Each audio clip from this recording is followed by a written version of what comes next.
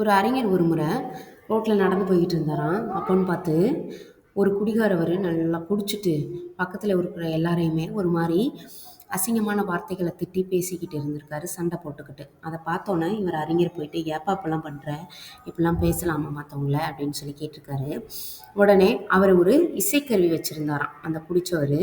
அந்த இசைக்கருவியை வச்சு அறிஞரோட தலையில் ஓங்கி ஒரே அடி. அதில் அறிஞருக்கு மண்டையும் உடஞ்சி போச்சு, அந்த இசைக்கருவியும் உடஞ்சி போச்சான். அவர் ஒன்றுமே சொல்லலையாம். அறிஞர் தலையை பிடிச்சிட்டு பேசாமல் வீட்டுக்கு போயிட்டாராம். மறுநாள் அந்த காசு, அந்த இசைக்கருவிக்கான பணத்தையும் கொஞ்சம் பொருட்களையும் கொடுத்து அந்த குடிச்சிட்டு சண்டை போட்டார் இல்லையா, அவர் வீட்டுக்கு கொடுத்து அனுப்பியிருக்காரு அவருடைய கூட இருந்தவர்கிட்ட. அவர் போய் கொடுத்துட்டு, ஐயா உங்களுடைய இசைக்கருவி உடஞ்சதுக்கு எங்கள் அறிஞரோட தலை காரணமாயிருச்சான், அதனால இதை வச்சு நீங்கள் புதுசாக ஒரு இசைக்கருவி வாங்கிக்கிறீங்களான்னு சொல்லிட்டு கொண்டு போய் கொடுத்துருக்காரு. உடனே ரொம்பவே கில்ட்டி ஆயிடுச்சு அந்த குடிச்சவருக்கு.